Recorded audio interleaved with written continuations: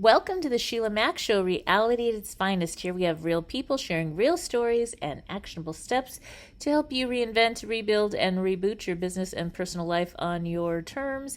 I'm your host, Sheila Mac, and before we get started with today's show, I'd like to share with you a special thank you and shout out to Growth Manifesto Podcast, our sponsor for today. And I want to share just a little bit more about Growth Manifesto Podcast. It is one of Australia's leading business, marketing, tech, and entrepreneurship podcasts. They help their audience of entrepreneurs, business leaders, and those aspiring for personal and professional growth by bringing some of the most accomplished people in their fields to appear on the show and share the thinking and methodology that drove their own success. So at the Growth Manifesto Podcast, they've interviewed people such as Seth Godin, Jay Abraham, Liz Wiseman, Vern Harnish, Jordan Belford, Bev Burgess, Roger Martin, and Tim Draper, to name a few. I took a listen to their recent episode with one of my favorite mentors, Jay Abraham. And if you don't know about Jay, he is the CEO and founder of the Jay Abraham Group, and Jay is a marketing legend that has helped more than 10,000 clients in more than 1,000 industries solve complex problems and drive significant growth through a different way of thinking. His clients include people like Tony Robbins and many more. So if you are a like-minded business leader looking for growth, then tune in to Growth Manifesto Podcast. You can subscribe to them on Apple Podcasts, and also they have a YouTube channel to subscribe to, or go to their website at www.growthmanifestopodcast.com. All right, and now it's time for the show. Reboot. Welcome to the Sheila Mac Show, reality at its finest. History reminds us those hit hardest often become the change makers. This year, we've all hit crazy economic, social, and emotional rock bottoms. We all get knocked down. Something hits globally, locally, personally. It affects our health, finances, our relationships. We have to recreate a business or career. Each show, Sheila and her special guest will be sharing their reboot stories, guiding you with real solutions to upgrade and up-level emotionally, mentally, physically, spiritually, and financially. Welcome to the Sheila Mac Show, reality at its finest. Here we have real people sharing real stories and actionable steps to help you reinvent, rebuild, and reboot your business and personal life on your terms. I'm your host, Sheila Mac, and today we have special guest, Eva Wisnik. She is a career expert and corporate recruiter for America's most prestigious firms. She has over 25 years of experience in the industry and has made millions of dollars placing top talent into financial institutions, law firms, and consulting companies. She's made it her life's mission to study what it really takes to achieve success and to feel fulfilled. She is her very job mentor. All right. Well, welcome to the show, Eva. Thank you. Thank you, Sheila. And I'd like to start off by asking you if you could share a time in your business or personal life where you hit a tough situation and how you got back on track. Yeah, well, the first thing that comes to mind is 2009. At that point, I had been in business for a good 15 years or so, and things were going really well. I had grown the business from, established it from nothing and grown it into a successful placement agency in New York City that focuses on big law firms. Mm-hmm. And then law firms got hit a little later than 2008. Didn't hit till the summer. And then one day, literally, the phone just stopped ringing. Mm-hmm. And that was really hard after having built up a business. Yes. And how did you get back on track after that situation? Well, it definitely took a little bit of time. And then when things started coming back, the phone started ringing, clients came back. That was good. It came back slowly. But I also made a few decisions at that point, one of which was that I never wanted to feel that vulnerable again. Mm-hmm. And so my husband, who owns his own legal practice and was also hit at the same time, we decided to start investing in some real estate so that we could diversify. I started doing some Tony Robbins work so I can learn how to manage my mind, which is probably the most important thing all of us have to do. So we kind of took it as a wake-up call that even if you have great business, things can change. And that has really come full circle during the pandemic. And that lesson, I'm glad I learned it then. It was really helpful in the last year. Definitely. Yes, things changed in an instant. In fact, I don't know if you were at the Tony Robbins birthday fundraiser event. I went, that was our last event. My daughter and I attended, and then we were going to go to UPW San Jose. And before you know it, the event got canceled and that was the end of our travels. I know. Really, we haven't been able to do much, just some local, so it is definitely interesting. And thank goodness we have also done a lot of work to prepare and have diversification. Now, for your real estate, how did that affect your real estate? Were you able to still receive rents? So what we did is after the economy started to recover, that's when we bought the properties. So we kind of went to the low point. So, and then with COVID, did that affect your rents or? No, it didn't. We were very lucky. Well, we actually diversified in the kind of properties we bought. One is a 4-family house at the Jersey Shore. Mm-hmm. And very fortunately, our tenants have all been able to pay their rent and stayed employed on and off. Some of them, I think, have had to collect unemployment when their restaurant jobs shut down. In Manhattan, we bought our office. So that's where we work. So that's a little harder because I haven't been in my office in 11 months. So I'm not using it. My husband is, but I still have to pay my mortgage. Mm-hmm. So they're just very different properties, but we've been very fortunate that the rentals have not been hit at all. Yes, that is very good. Yes, definitely. The point was not to be dependent on one stream of income, and because that's, you don't know it till you get hit, and when you get hit, and all of a sudden that gets turned off, you realize that you need to have diversification. Definitely. It's so important. And I want to hear more about the Fairy Job Mentor. How does that work? So again, I call my COVID project. When in 2009, when the economy and my business got hit, I went into a bit of a funk because I felt so out of control. But this time, having done all the work that I did, learning how to manage my mind, learning how to focus internally, when I realized in July that we weren't going back to work very soon, I said, well, what can I do that's going to be productive? Where can I really add value? And I have 3 kids, but 2 of them got yanked out of their college experiences, came home in March. They were actually both studying in Madrid, Spain. They were going to an American university there. And I saw them and their friends really, struggling with all the uncertainty. I think we all were, but I just felt so badly for these kids because that's not what their college experience was supposed to be like. So again, I had this moment where I thought, I need to help them. And in the back of my mind, I always thought maybe I would write a book, but it didn't make sense when I was super busy and, time is money and all that stuff. Right. But I had a little bit of extra time this summer. So I started writing a book, and it's very specifically geared for 19 to 24-year-olds because they're in college, coming out of college. And truth be told, Sheila, they're inheriting a pretty crappy world, with everything that's going on. And I thought, let me share some tools that I wish I knew when I was that age that could help them feel in control and be proactive, whether it's networking, finding mentors, identifying even their own skills and their strengths so they could feel a sense of control in the midst of all this uncertainty. So that's what your Fairy Job Mentor is. Oh, I love that. That is so important. And I have 6 children. I adopted 3. 3 are mine. They're all mine. And I'll tell you, it is very difficult. I have a couple home with me doing online college, and they had to go get jobs simply because they were going stir crazy at home. That was it. And I think one of the things, like for my daughter, she's in for a longer haul because she's working towards her psychology degree. And she already was able to work as a counselor at a girls' home with pregnant teens and their babies for the last 3.5 years. And that experience was interesting because if you're listening in and you're whatever age you are, she didn't listen to the job ad. It was basically you had to have a bachelor's, and she didn't quite have the bachelor's just yet when she applied. Her friend already worked there. and she started volunteering, and somebody else dropped out. The next thing you know, she was hired.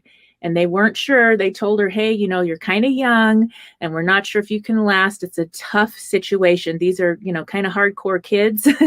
And she outlasted most of the management there. And so, and so that was really like, don't listen to the limiting beliefs or even what the story is. If you can volunteer, even you get your foot in the door, they see who you are. They saw how she could work with these kids. And she had training with Chloe Madonis. We did a mentorship program with Chloe when she offered it for 6 months. And so she had a lot of training and traveled with me in the Tony group for 2 years. And so she has a lot of, I guess, for a young girl, she had a lot already of experience. But that's something that really helps. What would you say about tips for getting your foot in the door when you don't have a job at that age? Well, I think what I do in the book and what I really believe is we have to shatter all these lies. That's what I call them. So whether it's not having experience, it's a skill set and it's motivation. I mean, you and I know, Sheila, that if somebody's highly motivated and they have very basic but raw skills, whether it's client service, if they've been a waitress or they've been a babysitter, or they can write or they can use a computer.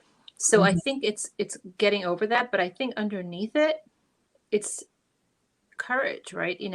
Don't ask for permission, ask for forgiveness. I don't mean being rude. I just mean that, if you find a place inside of yourself and have that certainty, people are going to buy that too. And I think that, you don't have courage without fear, right? So what I try to do, and I spell it in the book, is that whenever you feel that uncomfortable feeling in the pit of your stomach, you're on the right track. Yes. Welcome it. That's where all the opportunity lies, right? And I think that that's really hard for all of us. And I think it's particularly hard for young people, especially the Gen Zs. They want certainty, and they want, if I work hard, the next thing's going to happen. And coming out of schools and even the best colleges, people think there's a track. We have to create our own track. So trusting your gut, taking brave action. In the book, I have something where I want them to keep track of not just the results, but their efforts. Like every time you put yourself out there and do something uncomfortable, maybe reach out to somebody on LinkedIn or ask your mother's best friend's cousin if you can have an informational interview, give yourself credit for those things. That's where all the good stuff comes out of. So. That is so true. And I know it goes back to my own memory of being a young kid. And I got this computer science information certificate at a community college. I was a young mom. A single young mom. And actually, I was forced into marriage. My parents were like, you have to marry this dude. And I did. But anyway, all the kids in the class were way better at math and programming than me. I was there for the money. I wanted the programming job to support this baby. And it was the best paying job at the time. I was the C student. And I was the only student that wasn't afraid to go apply at JPL NASA. And they were like, oh no, you could never, you have to have a degree and you have to be so smart. And I was like, okay, fine, whatever. It's right down the street from my house. And they pay for childcare and insurance. And I knocked on the door and they hired me. And I had different departments. They had like 10,000 employees at the time. Different departments actually fought over who got to have me next. Because I stayed early. I got there early. I stayed late, not really because I love the job, but because I didn't know how to program that well. So I had to compensate for my inability. And that was okay. It was the confidence and the willingness to knock on the door. And obviously that wasn't my life dream. And I got into other things and opened businesses. But that was just, I think when you're a mom and you have a baby and you're like, I will walk on fire. We talk about walking on fire for Tony's group. I will walk on fire for my kids. I will do whatever it takes to make sure they're good. And so that was the courage that it took to get me to do that. Yes. But I think what's a good thing to kind of dispel for anybody listening is that one day you're going to be ready. We're never ready, and I could tell you that it's so interesting. Because writing the book for me was actually not hard, because I feel like I just was pulling everything I knew, and it was almost felt like I was channeling from the universe. It went really smoothly, and I had a wonderful editor I was working with. But now that it's out there, now it gets scary because then you're like, ooh, is anybody going to read it? Is anybody going to buy it? And what's been interesting is I've gotten an amazing reception from the parents, right? Because I know the parents, but they read it and they're like, oh my gosh, I wish I knew this. Oh my gosh, this is exactly. But what's hard is when and I didn't realize this when I wrote the book, that sometimes kids don't even know what they don't know, so they don't know what they need to help them, right? Yes. It's kind of, you and I could sit here and we can probably share so many stories of those moments when we just took a risk and we trusted our gut and we put ourselves out there. And that's why we are where we are today, right? But it's, it's trying to get it to that market that I think so much needs it. I have to tell you, look, I'm a little bit more, I'm back in my uncomfortable zone. But again, I think that that's a good place to be. The more you're there, and it doesn't end. It doesn't matter whether you're 20 or 50 something, right? There's always gonna be moments where you're like, what do I do now? But it's overcoming the uncomfortableness and seeing it as, every time I've been in that space, amazing things happen, because that's where all the opportunity lies. It doesn't lie in sitting on a couch and being comfortable. Yes. And I mean, just imagine those listening in, if you have students in your life, or I would imagine maybe you're re-entering the work world. This book would also apply for that. Maybe your mom or something shifted and now you're going back to work because of this very interesting universal pause. And so I think there's probably tips in there for a lot of different groups. And for students especially, this could save so much time and effort. And suffering. People suffer. What they do is they get stuck in their heads, because I've been doing a lot of focus groups and talking quite a bit to my children's friends. And actually, I finally took my first plane ride. I went to LA because my son just started college there, and I couldn't bring him out there in January when he finally was able to go out. He started his classes online in September, and I was able to see outdoors in warm sunshine one of my daughter's friends, and she said, "Well, I don't even know where to start because I don't know what I want to do." And what happens is, all of us, when we don't have clarity, sometimes we get so stuck and our brain goes into this cycle where we're like, well, I don't know what to do because I don't know what I want. And if I ask people and they're going to ask, and it kind of, that downward cycle where you just have to kind of break out of it and say, let me just talk to people. Let me apply for some jobs. Let me see what's out there. I can't possibly have all those answers when I'm at this stage of my life, right? The learning comes from even having jobs that aren't good, right? Yes, and then you know what you don't want. Well, I think knowing what you don't want, is part of it. I finally figured it out. It sounds like this for me, Sheila. I want to do as much as I can, spend as much time as I can doing what I love, and as little time as I can not doing what I don't like, and making the most amount of money. It's because it's time and money. And I love helping other people, and I love the career stuff. I memorize people's resumes, but the point is, I think we all have unique talents and gifts. And if we can recognize them and be aware of them and be able to articulate them, then people know what to do with us, right? It starts internal. It's not just external. When people focus just externally, it doesn't work the same way. So. Yes. And I'm wondering now, what is your idea on volunteer work or to get started, to kind of feel things out? How does that work now, especially with COVID and... Yeah, well, I love that idea, because I think especially if you're somebody who has been out of work, or maybe a student trying to get their first job. I mean, one of the worst things in the world is sitting home and contemplating that, because what happens is, I really think our self-esteem gets eroded when we're not useful. I really believe as humans, we are born to contribute, right? To be able to help people to use our talents. So I think there probably are some places, if you can just look into it a little bit, where you can volunteer. I know that almost every vaccine center is looking for volunteers, and if you volunteer a certain amount of hours, even if you're not in any group that would get a vaccine early, you're going to get it. There's so many places. There are people. I live in a very nice area in Westchester, New York. And then I was driving to a neighboring town, and I saw these people outside, and I thought it was at next to a CVS, and I thought they were waiting for some kind of vaccine sign up, and I realized there was a food line. Oh no! And I've been seeing these in front of churches in the rain. I mean, you know, obviously if you're immunocompromised, that might not be the thing to do, but can you imagine if a young person who feels like they're not in such a great situation stands there and gives out food or helps with a Mhm. vaccine? I think it puts our life into perspective so quickly, right? Yes. And I'd like to share really quick. This is something I share on every show is about 211. And it makes me think of 211, which I don't know if you've heard of it, but the 211 is in every state in the United States and every province in Canada. If you dial 211 or if you Google 211 and your state, 211 New York, California, whatever, you are going to find a list of places just like that where you can get a vaccine, where you can get food on the table, help with your rent or mortgage, jobs, senior care, lots of things, help Mm. for veterans, help if there's mental health help. So if somebody's going through something, or maybe you have somebody in your home or that's struggling with abuse, addictions. So that's something I love to share on this show because I know somebody listening didn't know that it's that one piece of information that could change their life in an instant and just make it easier to get back on track this year. That's wonderful. So, I did not know about that. So thank you for sharing that, Sheila.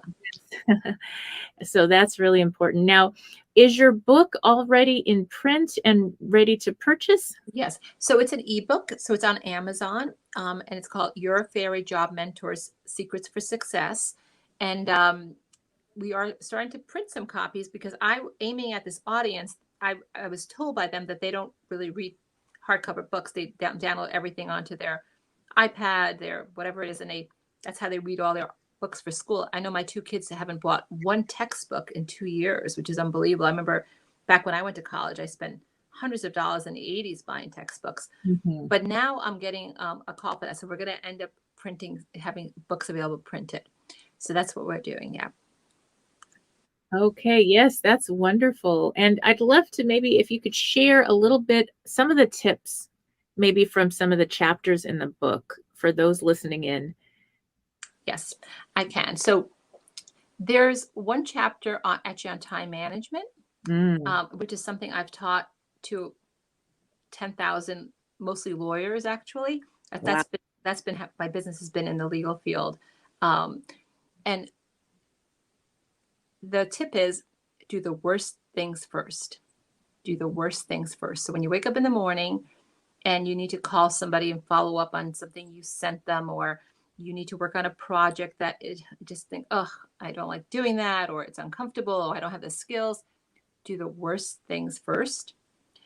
Another tip I have is, and maybe it sounds connected, but when it comes to, like, let's say you're actively looking for a job, just take one brave action a day. Don't overwhelm yourself. One brave action. And then give yourself a high five, do a little dance, reward yourself for whatever that looks like. But let's talk about what the difference between a brave action and action is. Just sending out tons of resumes over the internet, it's not a brave action. That's like action without doing. Mm-hmm. Literally going on LinkedIn or Facebook and maybe finding one person that is connected to that company or that industry and sending it directly to them and possibly following up with them. That's a brave action. We know the difference. We like to fool ourselves sometimes, but I think it all lies in putting yourself out there in that way. I think that to start with in chapter 1, and I talk about the power of self-knowledge, but really getting a handle on your skills. And I think that there are so many even online places you could just do a skills assessment. Yeah. And the other thing I think is so important is understanding your values, your work values. When I place people, and I've placed thousands of people, I've hired thousands of people when I worked inside of investment banks and law firms, they're not all the same. When I worked at Lehman Brothers, it was my second job out of college in 1986. It was the Wolf of Wall Street. It literally was. I mean, the amount of stuff going on around me, I didn't think I was that naive, but it was really a difficult environment for me. And I realized that my values clashed. I thought people should be respectful, and I thought people should behave a certain way or make decisions certain ways, or maybe not be having affairs all over the place, whatever those things were. But Right. but knowing what your values are, what are your musts in the work environment? And Mm-hmm. I think those things we have knowledge of, even if you haven't worked much. Why did you like that teacher? Why did you like that part-time job? Why were you excited to go to that person's home to mow their lawn. Like, what was it about that? And I think, especially at this time, it's so important for us to focus on things we do have control over, right? So, I mean, especially when we're feeling all this outside stuff. So those are some of the tips. There's tons and tons of other ones in the book. So basically, the book comes down to two things. One is the how-tos, like, how do I interview? How do I do an informational interview? And that, in some ways, I think is the easy part. The hard part is the managing our mind part, right? Which you and I have been through a lot of Tony work. But our mind is there. It's a troublemaker, difficult mind. It's looking for trouble. It's looking for what's wrong. I mean, every day when I want to do something, there's a part of me that says, oh, that's going to be a really stupid idea. Or like, who do you think you were writing this book? What makes you think you're good enough, right? We all have that inner critic. We need to shut that inner critic down and manage our minds. Otherwise, our actions become blocked, right? Yes, I think that's so important. I really do.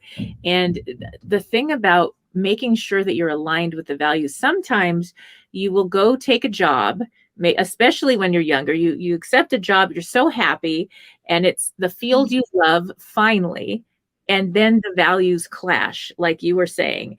And what advice would you give to, maybe if you have to move out of that? I would say move out of that as soon as you can. I do too. Yes, except for it's hard, because then it looks like, well, why did you leave this job so soon? That's a great question. I was coaching somebody today for an interview that she has tomorrow that I'm representing her to. And the way you do it is that you always put in the positive. I've learned so much, and I'm so grateful for this opportunity. Let's say you had a boss that's a total micromanager, and it makes you feel, it doesn't make you feel like good about what you're doing, because you're not able to really add value in the way that you like. So I wouldn't say, I had this horrible micromanager boss, but I would say, I've learned so much. And one of the things that was great is I learned how to be extremely detail oriented. And I definitely feel confident in that. But what I'm looking for at this point is a place that will allow me to be a little bit more creative and bring these other skills. So you paint the picture of what you want to bring, but you don't over explain. And I have to tell you, it's such a no-no to be trashing any place you've ever worked, because it just sends alarms out to other people. So practicing how to put it in a very sincere and authentic way, in a positive, is really helpful. And then chalking some of that up to, like, wow, note to self, ask these questions beforehand. So the challenge is, and I think even if we were experienced professionals, that we don't know what our key values are until they're challenged. What that looks like is that you assume that if you're changing fields, getting promoted, but it's the same kind of professional place, like for me, when I went from one law firm to another, I just assumed that they would operate the same way, and I was shocked to find that they didn't, and that it was a values clash for me. But I didn't know it was going to be missing until I hit it. And then it's like getting stabbed in the chest. I mean, it's so painful when you're in that environment. But when you're young, I think it's important that you see these things as like learning opportunities. Say, okay, note to self, this doesn't work for me. And I think it's the Tony Robbins saying, you're the direct reflection of your peer group. And when you're working 8 hours a day somewhere, that becomes your peer group, whether you like it or not. That's who you're spending your time with. And if the values are clashing and you don't want to go down that road, it is best to move on, even in a time like this. I agree. But Sheila, what you bring up is great. So the peer group. So another one of the big, I call them the big lies that I like to shatter, is that you have to know people in very powerful places to get a job, right?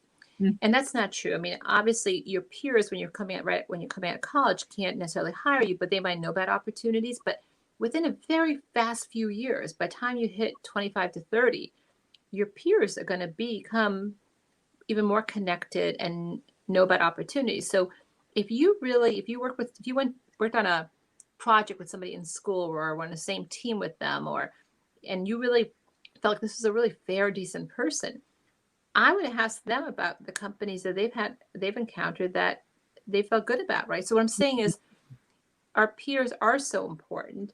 And I think we ignore that. We know people sometimes that can be extremely helpful, including family members, right? Like, I have to tell you, I'm shocked. I met my son's roommate in college. We went to an outdoor place in LA, and he was the nicest kid. Turns out he has a house right near where our beach house is. And I asked him, we were talking about what parents do, and he didn't know his mom did. And it's so interesting. I say this not to be critical, but I can't tell you how often I meet young people and they don't know what their parents do for a Wow. living. That's And interesting. I just bring that up because, like, I think if we can have those kinds of conversations as parents, and not just what the job title is or that they're an engineer, but what do you do every day and why did you choose that company? I think we could be so helpful to our children if we have those kinds of conversations, including telling them about our early failures. It's very rare that somebody graduates from college, lands a job, and is there for the next 10, 15, 20 years. Most of us had a couple of rough starts, right? And our kids need to hear that, because I think, unfortunately, they're putting so much pressure on themselves. They expect things to expect themselves to be perfect in the beginning, right? Right. And I don't even know if young people today want to stay in a career for so many years, or the careers will be there for so many years, because things shift so quickly now. It's not as dependable. It's not like it was. A lot of times you have to diversify. You have to have other income coming in from somewhere, and surprises happen like this last year was the biggest I've ever had with COVID. But it's one of those things where I think there's a different set of values that has happened now, where most of my 6 beautiful young children, they want to, now they're adults. They've graduated. I have one in college, one that's part-time college, getting another degree, but already works full-time. And, they really value family time, their relationships, other parts of their life. And they take 100%, they care about what they do for work. Sure. But they want to make sure that they have a lot of freedom. And I think it's even more important now that we've lost so much freedom. Yeah. No, I think those are all great points. They're saying that the Gen Zs, which were born after 2001, I have 2 of them and I have 1 millennial. I've seen this in my own family. It is, we don't want to overgeneralize, that they like the certainty more. So it'll be interesting to see. They supposedly they look more like the baby boomers than they do the next generations in terms of, and some of that is because they watched their parents to go through so much uncertainty, including the 2008, 2009 financial crises. So it'll be interesting to see how that plays out. Yes. I'm wondering with COVID, how that's changing, because we want certainty now because it's so uncertain. That's exactly more than ever. I know that for my kids, they care far more about, it's not like they never cared. But they really are interested in politics. Yes. They're interested in how they can make a difference and be the change in the world and all this. And before it was like, that's nice, I'm going to school right now, I'll check it out when I'm older, And I love that. And I have to tell you, for me, I get goosebumps because part of the reason, again, that I really took the time out to write this book is because watching them this summer with everything that was going on in terms of the racial distress, all the stuff that was happening, Black Lives Matter and everything else, I actually think they're going to change the world. I do. I want to believe that. And I want to give them every tool in the book, because I think they woke up and they're saying, whoa, what's happening to our environment? What's happening to our world? What's happened to our democracy? And I think that, I think they also kind of got the secret that just because people are older than them, they don't know that doesn't mean they know what they're doing, right? I mean, honestly. Sure. So I think that I just hope they kind of go run with that, right? That, if we don't like some of the things that are happening, whether it's gun control, and I don't think they're rebels. I think they want to be change agents, right? Yes. I'm excited for them. I'm such a big fan of this next generation. Such a big fan. Now, I know for me as a young adult, I really got into politics because of my children. I had the children young, and one of them had some special needs, hearing problems and this and that.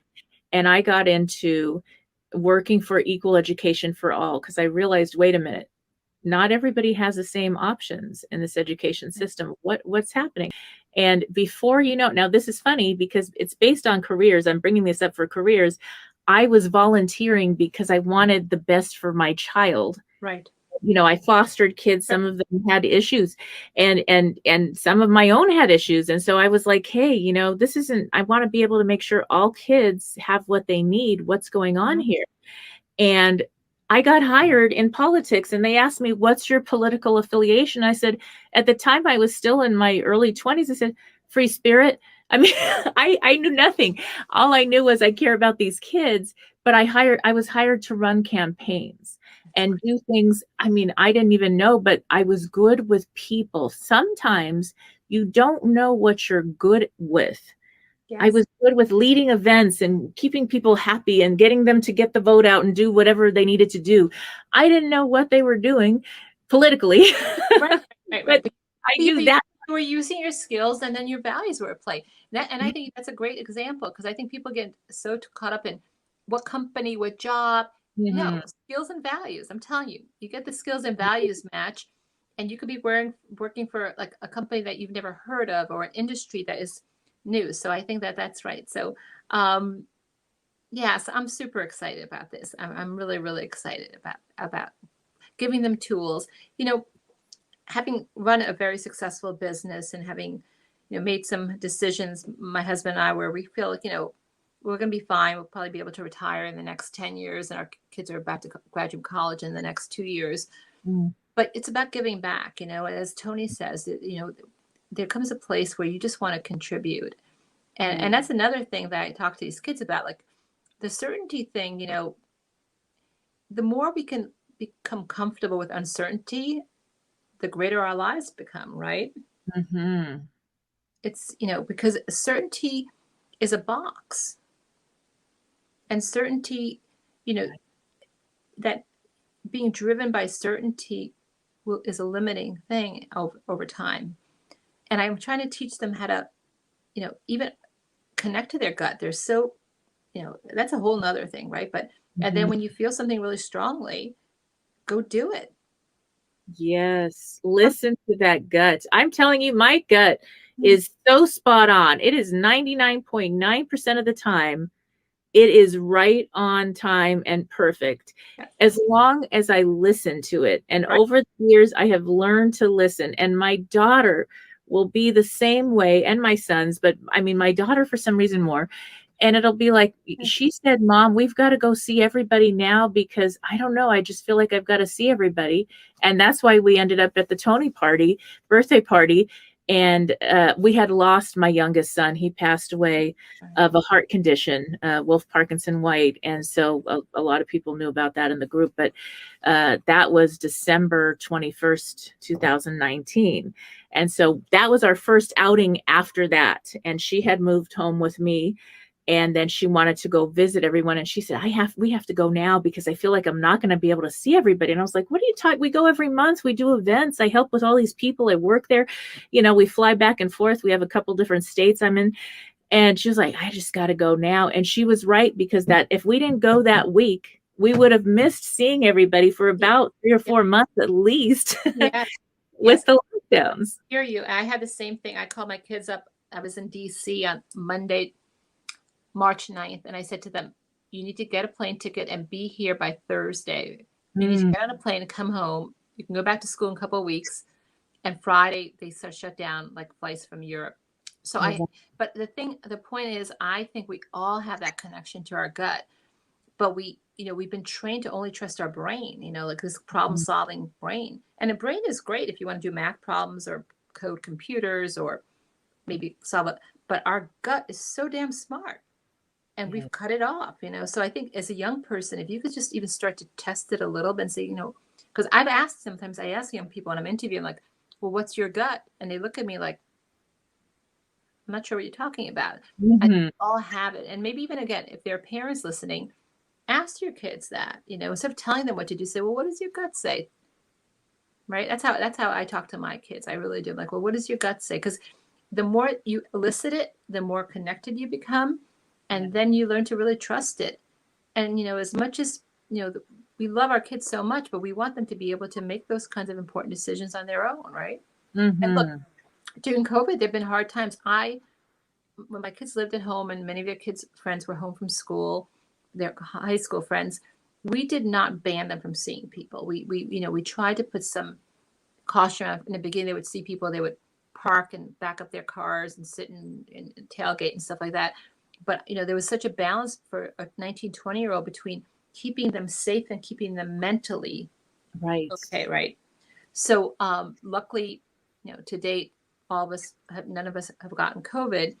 But, so it's, again, but I say to them sometimes, I've always said to them, like, well, what do you think? Or do you want to talk about this rather than no, absolutely no? And the reason I bring that up is that translates to careers, because then one day your kid is 23 years old, they graduate from college, and how are they supposed to figure that stuff out when they haven't had that connection at all, right? Right. Yes. And that work experience, if you can even do some little thing like volunteer for 211 from home. I and agree. these calls. Feel valuable. Yes. And then you are, I don't know, there was something about it for my kids, the ones that were stuck home, that they were like, I can't take it anymore. I have got it. They're doing straight A's now. They're so bored, and, 12, 18 units, extra units, and they needed the social interaction. They do. It's so important for their mental health and for not feeling isolated. I completely agree with that. So I think brave action, if you feel uncomfortable, you're on the right track. And I don't mean wrong. I mean uncomfortable in terms of that it feels like it's out of your comfort zone. And don't believe the big lies that there are no jobs out there. There are jobs out there. People need help. Are you going to get your dream job right out of college in the middle of a pandemic, or if you've been out of work for a little bit? Maybe not. But I believe we have more opportunities than talent. And so putting yourself out there really, really works. Yes. And I'd love for you to share one more time, now that we're at the end of our talk time, if you could share where people could reach you and get the book. Sure. So my website, yourfairyjobmentor.com, has all the information. We are going to be launching a podcast towards the end of March, along with the book. You can get the book there. There's a button for Amazon, or you can just go directly to Amazon, and it's on Kindle, and it's yourfairyjobmentor.com. And I am Eva Wisnik. All right. Thank you, Eva. Thank you for having me, Sheila. All right. Stay tuned. We'll be back after these messages. If you are just tuning in, this is Sheila Mac Show here on NBC's KCAA Radio, the station that leaves no listener behind. And I am your host, Sheila Mac. Today, I'd like to thank one of our sponsors, and that is the author, CBT Workbook for Adults, Tara Wilson. Now, I am really impressed with this book. Now, here are some of the main conditions treated through what this book discusses, which is CBT, or cognitive behavioral therapy. So some of the things that CBT helps people with are sleep disorders, mood disorders, ADHD, attention deficit, hyperactivity disorder, anger, OCD, obsessive compulsive disorder, eating disorders, substance abuse, phobias, trauma, COVID-19 included, and self-harm. The role of mindful practice is crucial into this self-improvement journey. It doesn't matter how old you are, everybody can benefit from practicing mindfulness. It may help to reduce anxiety and increase happiness. Over time, CBT, cognitive behavioral therapy, can guide you through the process of generating a more realistic version of situations and provide the tools necessary to cope with them. You can begin to understand that negative emotions will pass, much like a dark cloud on a sunny day. So you can order your copy again. It is now available. It is the CBT Workbook for Adults, now available in audio on audible.com or amazon.com.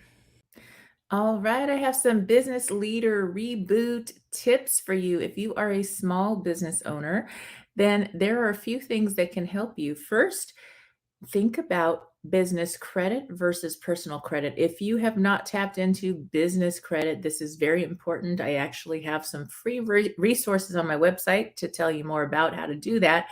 But business credit will get you Oh my gosh, more than 10 times, probably closer to 100 times more credit opportunities than if you just use your personal credit. And it will also save you in the event that you need to tap into personal credit or a home loan at that time when you need it most for your family or for whatever surprise we have next in this pandemic. So that is one tip that will help you and your business to get ahead this year. If you are just tuning in, I have a special money and finance reboot gift for you. That's right. Right now, if you go to www.sheila.com/money reboot, you will get some prizes. First, you'll get access to $30 for $30 in groceries, gifts, or business expenses at most brands you shop at. This is an app and free gift, so $30 to spend and receive $30 back. That works all day, every day. And you will also get a debt-free guide to rebuilding your credit, as well as the third thing you get is a video series to start a profitable side gig. All right, so you just need to go there. That's my gift to you this holiday season, $30 for 30, and it is free. That means free gifts for your holiday shopping or business shopping this year. Go to www.sheilamac.com/money reboot. Necessitated. You need a guide to show you how we get through a situation like this, to give you resources and to help you get out of the emotional pea soup fog of dealing with a crisis and the resulting fallout. I've been there, and I'm here to help you. Out of the fog. If you weren't emotionally bound up in your situation, you would have more clarity. You would be able to see your best options for dealing with whatever comes up. If the version of yourself who has already walked through this rock bottom and come out the other end could go back in time and give you, the you right now, some advice, what would she say?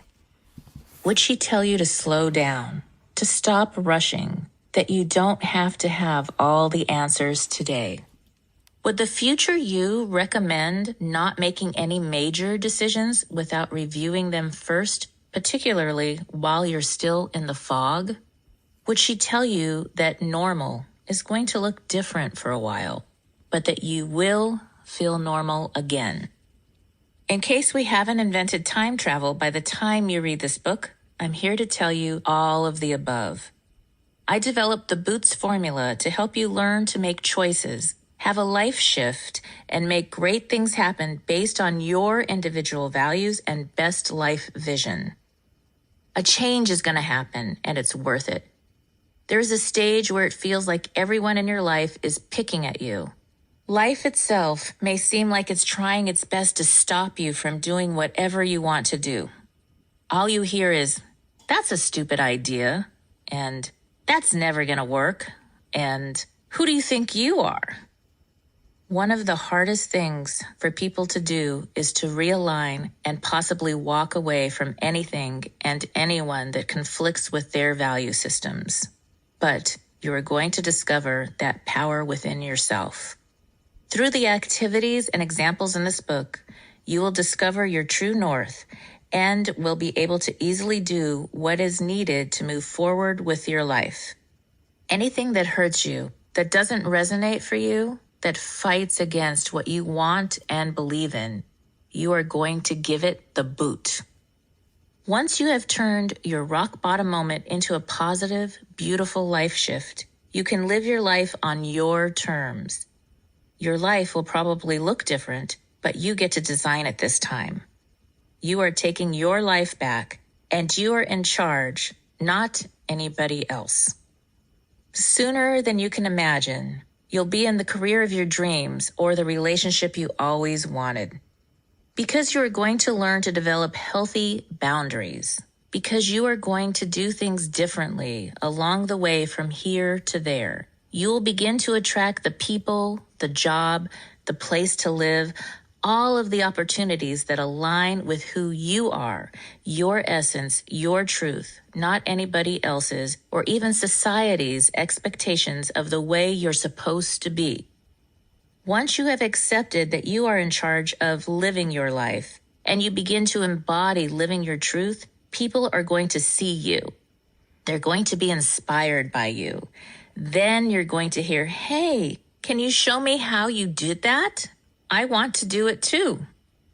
When you assess your peer group and up-level according to your life purpose and vision, and once you have created a life shift for yourself, whatever that looks like, your life is not just full, it's fulfilled. Not only do you get more and better sleep, you wake up feeling rested and happy. You know that you're doing what you need to do. Yes, sometimes your heart will call you to leave certain friends or family members in order to find a more aligned peer group. From what I've seen, however, the ones who leave always return to lead their family and friends to success. Because your friends are more in alignment with your beliefs and value system, they support you while also pushing you toward your personal best. Life still involves work, but as a whole, it feels far more effortless. But you don't have to wait for the right person, right job, or right investment opportunity to show up. You can start living now so that every moment as you go forward through the process of recovering from rock bottom and redesigning your life is one more step to being the best version of you, the one who came. All right, if you are looking to reinvent life on your terms, if you are grieving, experiencing financial turmoil, career shifts, relationship problems, parenting, elder care, victims of abuse, breaking free from an addiction, or seeking an overall business and lifestyle redesign, then you may need a reboot. Is not Fits all, just like a pair of boots or a bra. So the formula is designed to help you through any situation.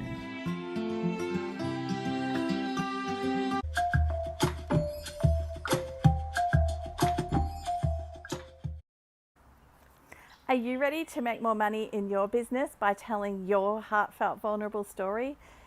Hi, I'm Leanne Clune from Radiant Books, and join me on the Sheila Mac Show, where I'm going to talk about making more income, impact, and creating a legacy by sharing your story in a highly leveraged collaboration book, sparking unlimited possibilities for you and your business. Leanne Clune, Radiant Books.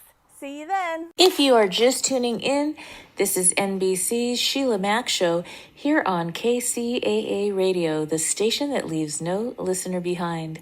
I'm your host, Sheila Mac, and today I have a couple of announcements. First, I would like to hear from you. That's right. I would love to hear from you. To be honest, I want to know what your breakthrough is, what your reboot is, how are you reinventing and rebooting your life, what shows would you like to hear more of, what information do you need to help you get back on track this year. And to do that, the best way to connect with me is actually through my new YouTube channel, and that is Sheila Mac Show on YouTube.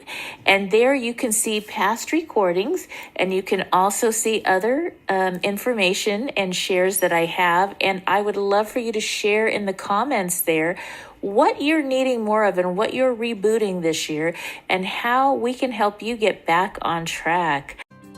Have you lost your job? Have you lost a loved one? Are you exhausted caring for your parents, for your kids? Well, you can find immediate relief when you read Sheila Mac's new #1 bestseller, Bootstraps and Bra Straps. It contains the Boots formula to move from rock bottom back into action in any situation, especially right now. If life has knocked you down, pick yourself up with Bootstraps and Bra Straps. Get your copy at www.sheilamac.com today.